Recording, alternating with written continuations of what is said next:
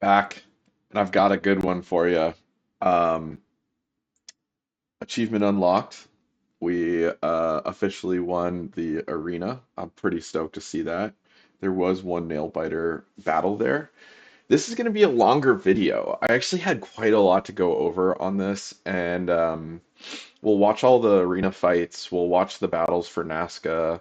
We'll talk about the preparation for war, and then there were some unexpected events that really kind of threw me through the loop, um, or just delayed kind of what we're doing. So if you just want the quick hits of what we're doing this turn, as I said, we won the arena. We got some really sweet items from that, including Champion's Helm, a bunch of gold, a bunch of fire gems, which we can just convert to astral pearls if we really wanted to, or we can still cross our fingers that we'll come across fire mages. But yeah, that was sweet. That's the first time I've ever made an effort to win the arena in a multiplayer game, and it paid off. So the second thing to know is we did win our fights against Nazca.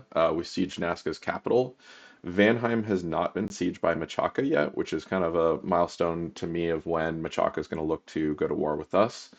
And um, we're just kind of in a land grab position now. We're going to be moving forces through Nazca, sweeping through to just take whatever we can get and, you know, roll with that. So, uh, we did have a few bad events that's going to cause some throne delays. So let's get into it. I've got the messages pulled up. I will just show you. And again, if you're just sticking around for the short, quick hits, Glistening Wood, where we had taken the Throne of Life, was sieged by a neutral set of neutral units. Werewolves attacked Glistening Woods. Unfortunately, I had decided to move out of Glistening Woods and move north, and I did not leave any sort of patrolling units, and I think I only had 11 PD in the province. So that was capped. We lost control of the throne there, so we are going to have to backtrack our profit to Glistening Woods to take that back. Unfortunately, our prophet is dead center in the middle of the map. I could have moved him to Strong Bay in preparation to take troll lands, but I think what we're just going to do is just play it cool. We wanted to be opportunistic. Last turn, if you recall, if you saw the last video, I was setting up in Strong Bay to take troll land and cap it with my prophet next turn, which would have been the second throne of Ascension towards a path to victory, but. Um, and it would have more importantly provided us with dominion and territory control in Trollland while Machaca is preoccupied in the north with their forces at Mannheim. I think we'll still be on track to take that, and I might still move out forces to take Trollland, but I think the smarter thing to do is going to actually be move the scout here. We'll scout ping it next turn, see exactly how many wyverns there are, and just look at the formations, look for any really scary mages, and then we'll siege it down and start building a fortress in Trollland. By the time that the fortress goes up, we can get our profit over there, or we might even be able to empower our god, which doesn't have astral, and teleport him into the province there. Okay, so that's it for the quick hits. Let's see. Let's look at the messages. Let's look at some battles. Thaumaturgy. Actually, let's just read down the messages. Thaumaturgy 2 is complete. I put Thaumaturgy at the top of the research queue. We're trying to get to Thaumaturgy 3, which gives us access to two different remote site searching spells. It gives us access to the nature and the astral. Is that right? I think the astral site search, but most importantly, it's the nature site search that we want. We know of um, two provinces that have a higher tier mage requirement to find the nature sites. One is in Dershid, and the other is in Gifa. Um, so yeah, we need to get to Thaumaturgy 3 to unlock those sites, continue building up our nature gem economy. And the reason that we need nature so badly is one, we need 50 nature gems to cast Mother Oak. So we got to get across that threshold before we get to Alteration 5. So it makes sense to, delay Alteration 5 until we have the gem economy to actually get to the point where we cast Mother Oak. And then the second is that long term, we need as many nature gems as we can get to cast Brood of Garm. And there's actually another spell that I found. I'm wondering if it is a Dominion's Enhanced spell. This is not a vanilla spell, but we have Call of the Iron Woods here, which allows you to remotely cast and summon a Jotun Wolf. I think that this summons Garm. It's a little expensive. It only produces 5. That's at Conjuration 5. And then we also have Howl of Fenrir, which is really cool. Again, I'm wondering if these are Dominion's enhanced spells that were added on top of vanilla, but I don't know. Um, and this is absolutely within our casting range. I think we are, yes, we are Water 4, so we have all the prerequisites for that. Conjuration 4, let's do Water. Howl of Fenrir. Son of Fenrir to descend upon a province. The Son of Fenrir appears as a great howling wolf. The wolves will slaughter any defenders, and temperatures of the target province will be greatly reduced. So this kind of combines two different spells. Um, it's anonymous. Yeah, I don't know about this one. This is kind of redundant with some of the other spells that we're going to be using to reduce the cold province, the cold scales in a province. But I don't know. We'll see. Longer term problem. Okay, so that covers uh, magic. I care a lot about magic right now. I'm thinking a lot about what magic we're doing. Most importantly, we've got the conjuration site in House of Dreams. So we're trying to take advantage of that as much as possible. We're going to be summoning a lot of units out of Hubberton. We're getting that going right now. We have this Yarn Vidya on summon, what is it? Summon Glossos on a monthly ritual. We just finished this Yarnvijig Gondul, and thankfully they are a Nature Mage too, meaning they will be able to summon Brood of Garm out of Hubberton at a reduced cost. So that's going to be great. We're going to, start taking advantage of that now, just because it's beneficial to us. So we'll probably still use our god to cast that as well, just because it's a Nature Mage 7, and that means you get 5 total additional Garm over the top of what you're already spending. So even without the 20% discount, you're just getting a flat 5 additional wolves for the same price of at 100% of the cost. So still a good deal. Uh, Achievement unlocked. Let's talk about the victor. I'll stop talking. Let's look at the battles. Let's do the arena first because the arena is cool. So I'll shut up. So we've got on our unit, we've got a Helm of Shadow, which gives a retinue of 1 monster. We've got Fish Scale Armor, most notably giving start a battle spell Liquid Body. And we'll look at what that does here in a second. And then we have just a Pendant of Luck, just to add luck to this unit. Um, Liquid Body is interesting. It gives them semi-liquid and difficult to harm. But I think Frost Cloud level 1. I forget the exact specifics. They get blunt, slash, and pierce resistance, and then they get reduced combat speed. So to counteract that, we're going to cast Quicken Self, Blessing, and then Holy Avenger, and then we're just attacking in. So let's run this through. First one against Nabal, we got Fire Shield. Bam. All right, that's battle 1. Let's look at Vanheim. Vanheim has Stealthy, Clamor. Yes. All right, let's speed this up.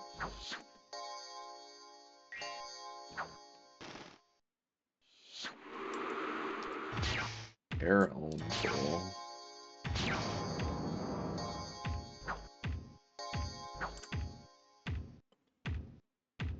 Hit him. Get out of here. There we go, regenerating up. Shin. Let's see, Shin.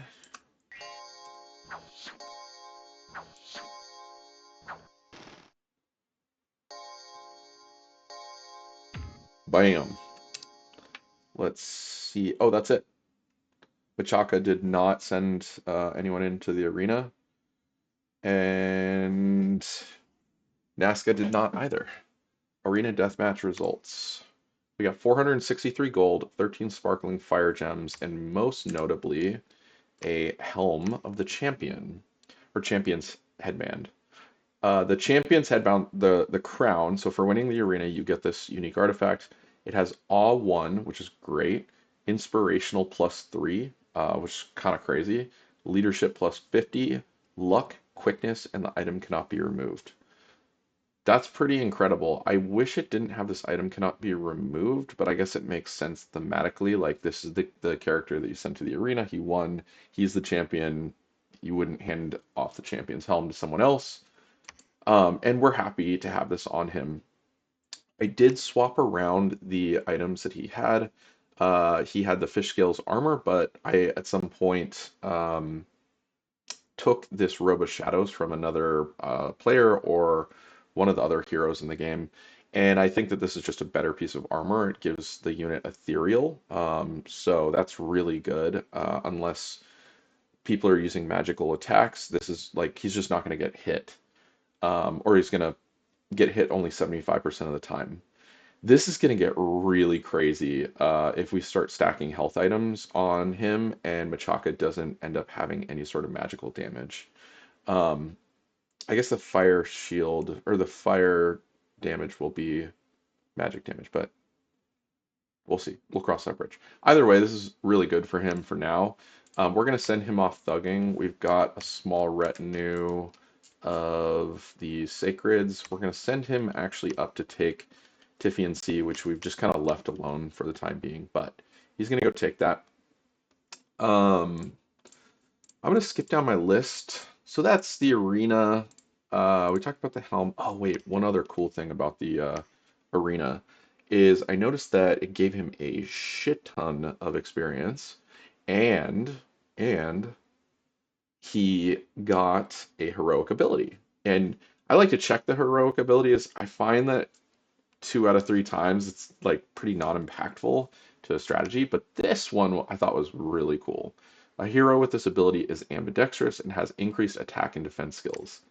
So this guy can now wield 2 weapons, and he gets the ambidextrous trait. Um, so I am thinking we're gonna do something interesting with this guy once we get to construction 5 and give him 2 weapons.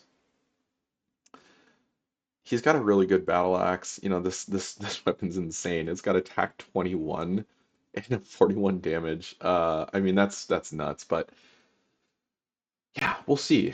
I gotta think about that. If you have any suggestions about what weapons to give this guy so with 2 weapon fighting, let me know. Okay. Nazca Capital. Let's keep going down the messages and then let's see. Thaumaturgy is complete. We talked about thaumaturgy. We talked about summoning.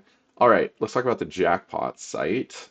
We hit the jackpot in Rusty Badlands. Um, we found a Birdsong Tower. Reveals mundane score graphs. Sweet. So that's 2 games in a row where we've gotten access to the score graphs pretty quickly.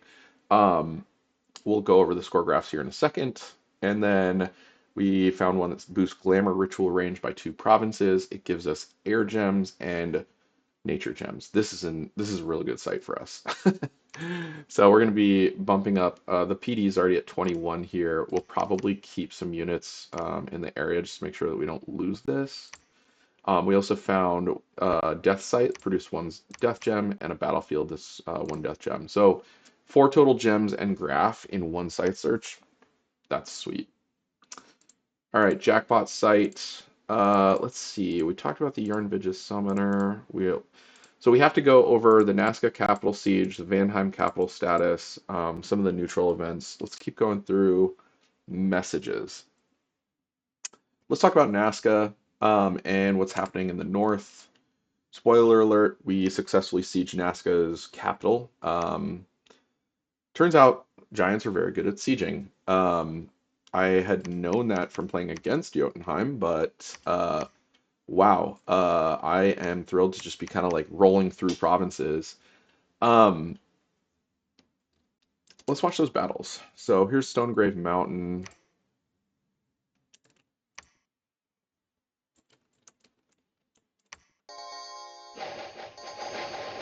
Blessings going off. Nothing too exciting, just surly, surly boys.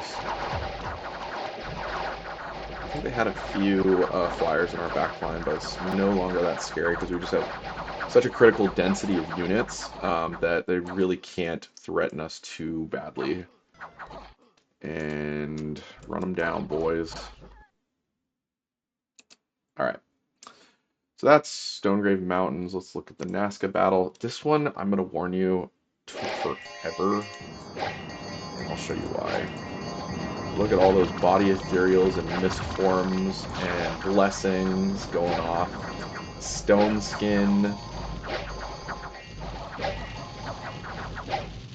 Good God, man. Alright, I'm just gonna let this run.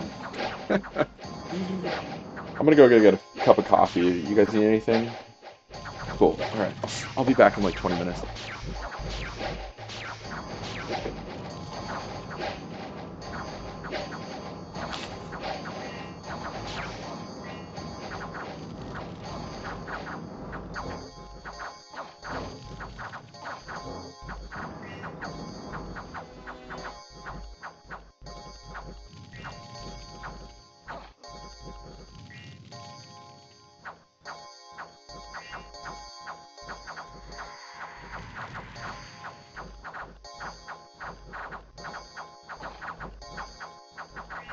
I told you it'd be a long one.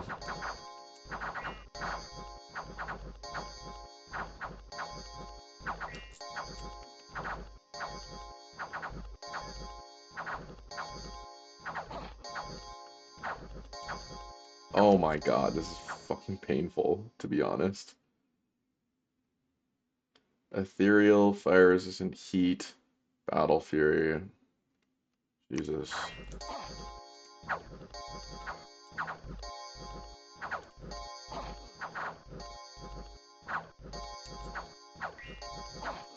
Dead.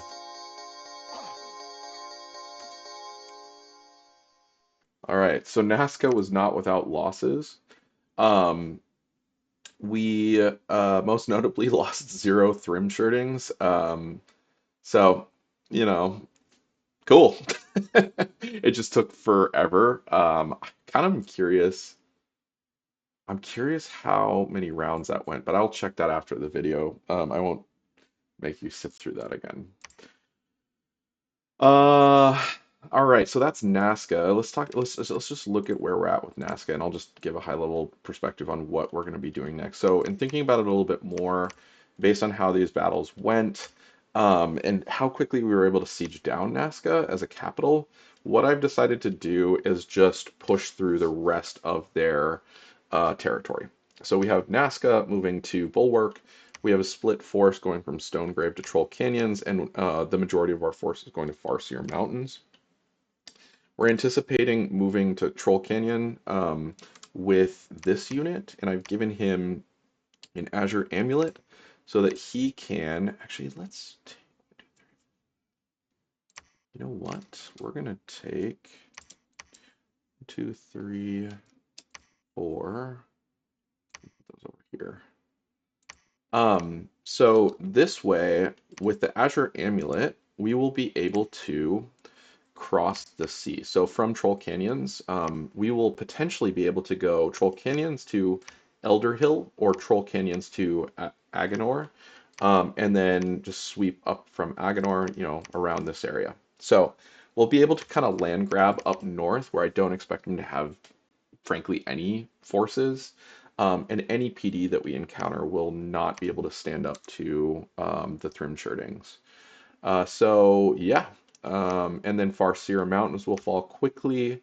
From there, we can, support any force that we need to, push up through here. Um, Either way, it will be good to have a foothold in the north because it gives us the potential to move into the Woods of Weeping.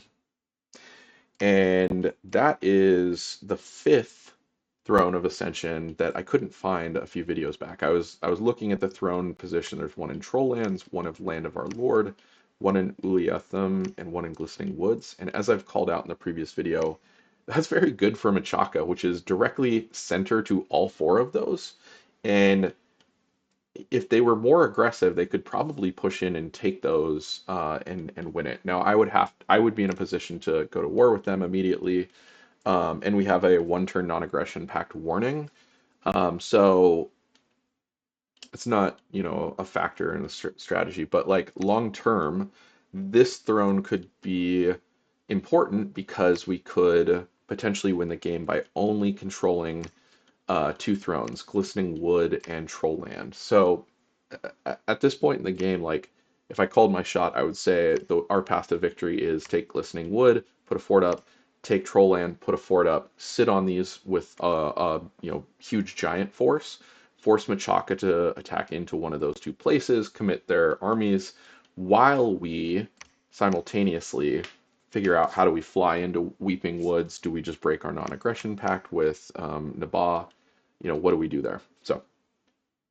Okay, Nazca capital, that's kind of covers all of that. One other factor here is in looking and scouting out Vanheim, they have not successfully sieged Vanheim yet. And I was surprised to see that because they've been sitting on Vanheim's capital for at least 8 turns. And I know that they've been kind of moving out small forces to incrementally like cap Valcoria, Eucrema, Three Pine Grove, but the fact that they haven't sieged Vanheim yet is a loss for them, frankly. And this kind of goes into what happened to me in my last game when I was playing Pyrene. Is I realized I was sieging. Actually, the faction that I was fighting against was Machaka, and I was sieging Machaka, and it just took forever with Pyrene. I just sat there with a force, and then I kind of mindlessly stormed the castle, and then I lost a huge force. Um, so this is a huge cost to just park an army of 230 units with all of his spiders sitting there. Um, the black hunters, are incredibly expensive and just super valuable. So that's a force that he could be using to take Tyrannia, Land of Our Lord. If I were Machaka, I would be focused on getting, some of these.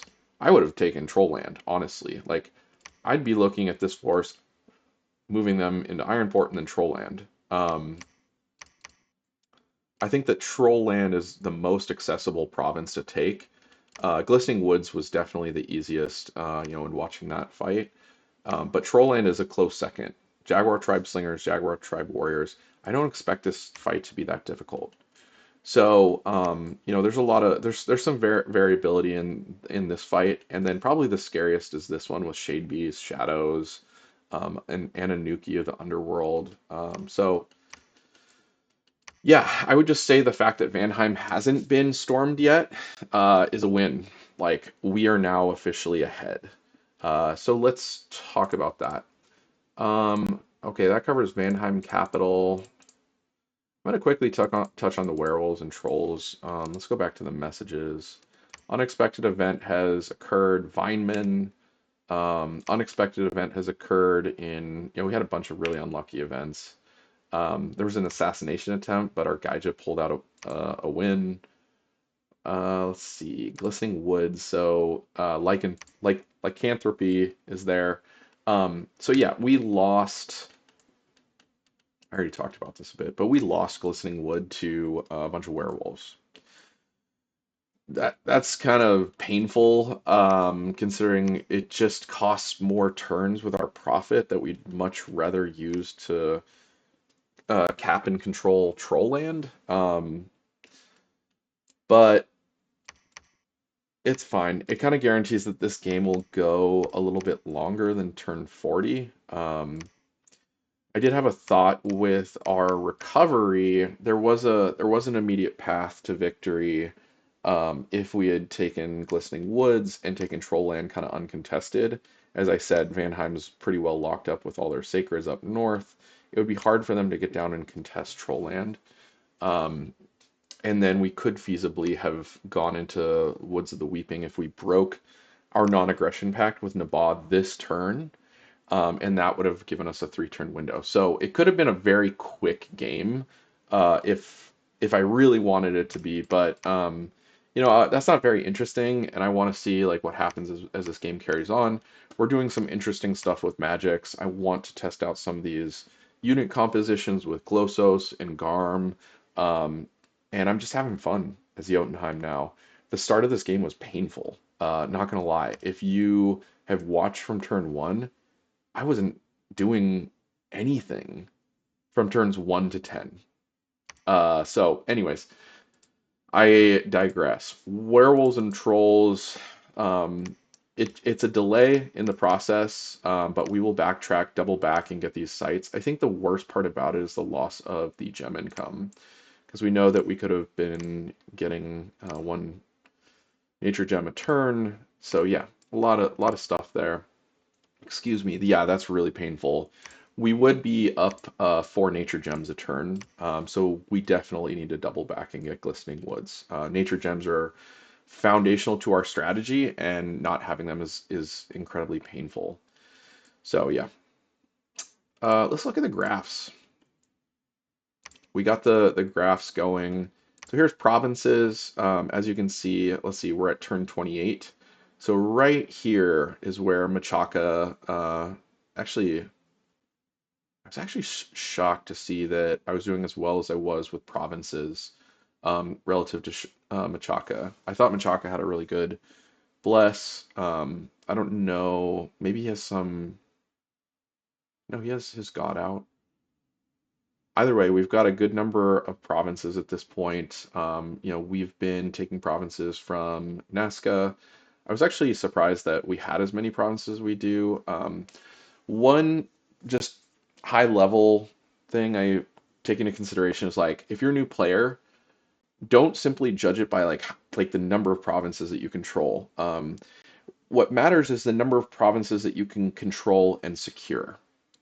What I mean by that is like I have a high number of provinces right now, but I don't know that I can secure all of them. And I'm winning my war against Nazca at this point, but there was some moments where I was unsure whether or not I could, depending on the army movement, I couldn't commit province defense. I couldn't commit individual forces to defend certain provinces. And so there is the potential that like just because you control a province doesn't mean that you own a province. So keep that in mind. Like provinces are always being taken and given back or ceded. So yeah. Anyways, I digress. Forts doesn't really matter. Jotunheim, Shiniyama, Naba. We've got the most. I was actually surprised to see Naba had that many forts. Machaca, down here. Let's see, three, one. How do I have that many? What is the increment here? I wish that there was an increment, but either way, here's the income graph currently. This is roughly turn 12, 13. So you can see Machaca, this is our human opponent here. This is Jotunheim here. So we've done a good job in securing province, getting income, building up our infrastructure, putting our administrative castles in places where we can, drive up the value of the territory that we control. At this point, if we put down more fortresses, it will probably be more for defensive purposes than for economy purposes. Those are kind of the two primary reasons you put down a fort. One is to, secure territory, and have place to recruit and reinforce armies. The other is to pull in income and resources as a percentage of your administrative bonus within that fortress or castle itself.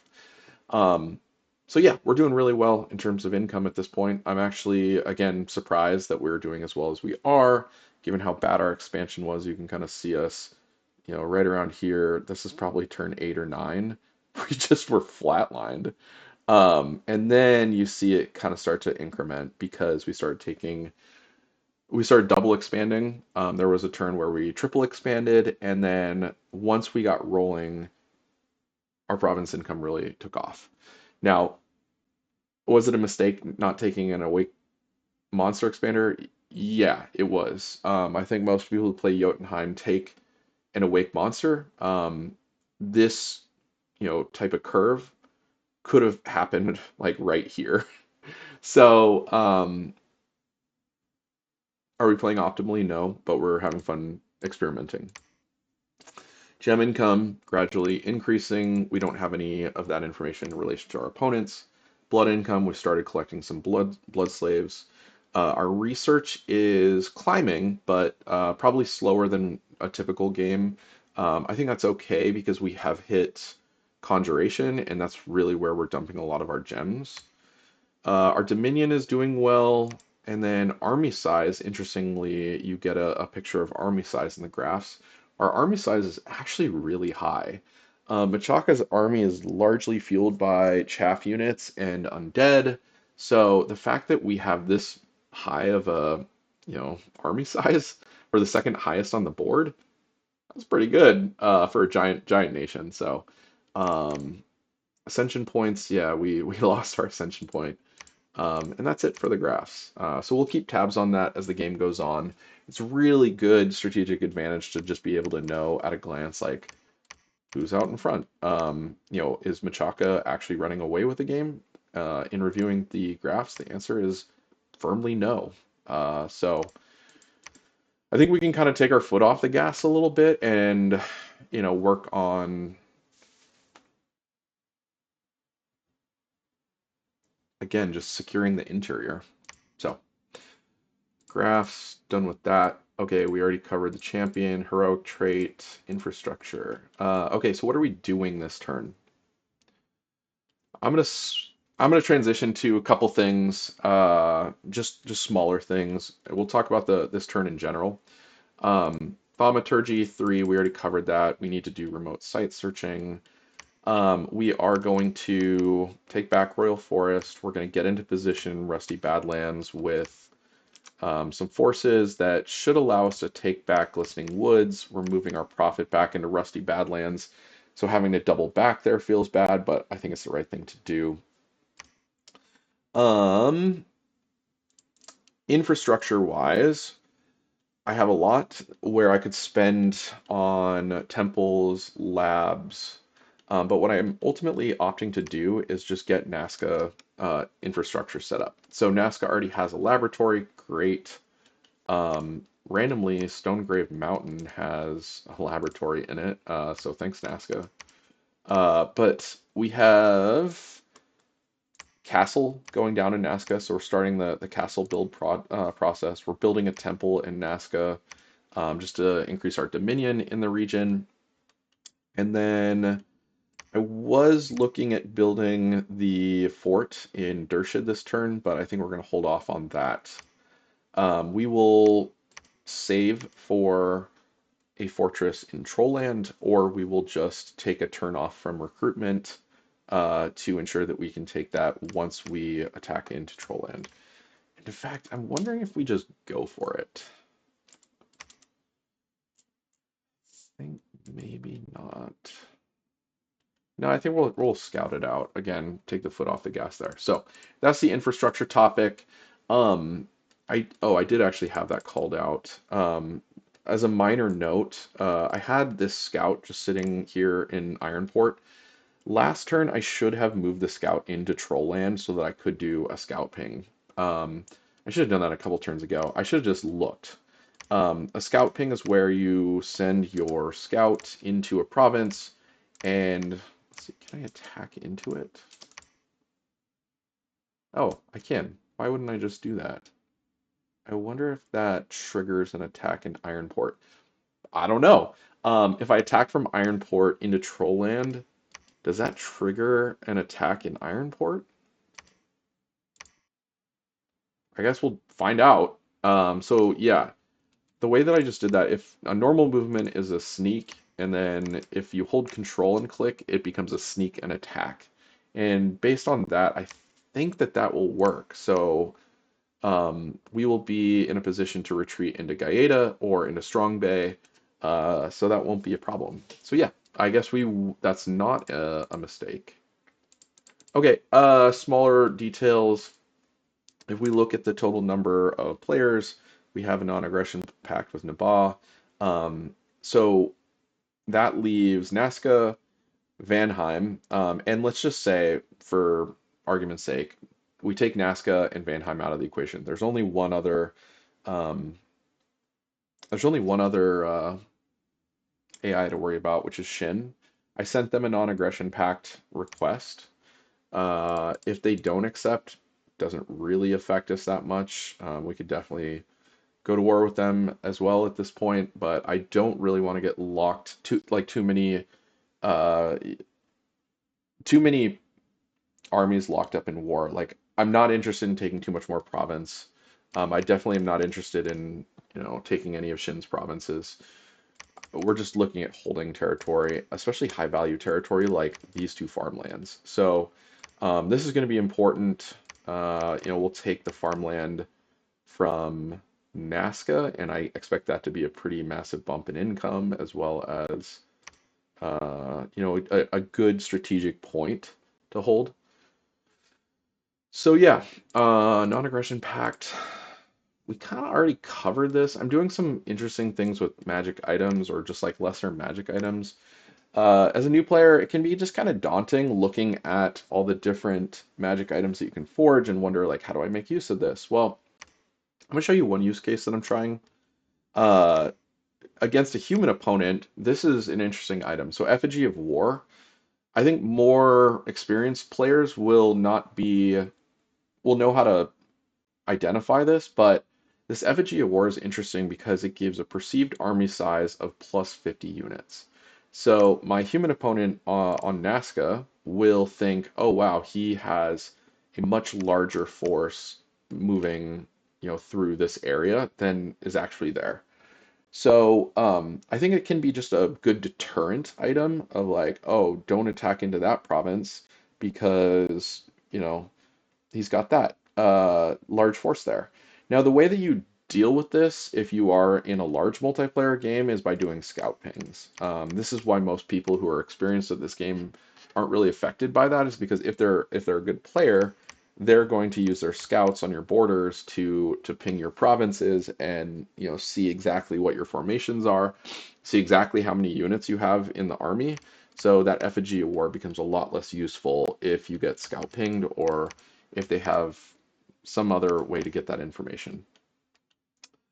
Effigy of War, we talked about Azure Amulets a little bit, but Azure Amulets are a Dominion's enhanced item that allows units to go through water. It also gives them permanent water breathing to a size of 75 points. For Giants, that's a very few number of units. I think it's like 10 or 11 plus the commander. So keep that in mind, especially if you're using like enlarge. Um, Robe of Shadows we already talked about. That's a sweet item. Ethereal is great for commanders. It's great for people when they don't have magic attacks. Okay, that's it for the magic item spotlight. We'll look at more at magic items later once we get Construction 5 online.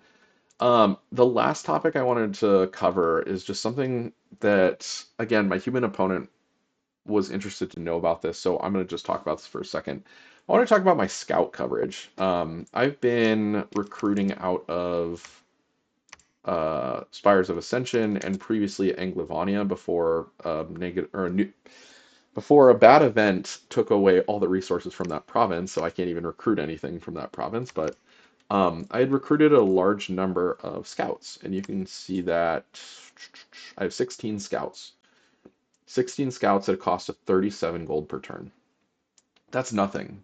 Um, that represents less than 1% of my entire income. And it's giving me perfect information of all of the troop movements around my enemy's capital. Um, I could have better coverage here and here. It's just not necessary at this point. Like, I've got it in neutral provinces. I will know if Machaca attacks into Land of Our Lord or Uliathum, I'll know when Vanheim sieges the capital. I'll get to look at the battle and see what the outcomes are. So it's such a negligible cost. Like once you find a scout province to recruit from, you should be setting this on repeat recruit until you have at least 10, probably closer to 15 or 20 scouts, depending on the size of the map and the number of opponents. Um, it's incredibly valuable to have this information, and it's a little bit of a pain to get the scout positions going. But once you have them in a province that you know you need eyes on, you can just set them to height and weight, and then cycle through your commanders with J and N, and it will skip them. So wow, this is a long video. So I hope that that was helpful. That was turn 28 of Hypnotic Specter game. Um, if you got comments, if you got feedback, if you got ideas about what to do from magics or army compositions, let me know what I should test out. I'm really interested in learning more about Jotunheim, so I'm actively in the Discord channels, discussing it with people, asking questions, reading the strategy section for Middle Age Jotunheim. I'll probably play my next game as Jotunheim and kind of take some of the learnings that I got off of this, adjust my pretender, and do something similar. I find this to be a really strong start. Um, I, yeah, we'll see. That's it for now. Have a great day. I hope this has been somewhat interesting. Let me know. Take care.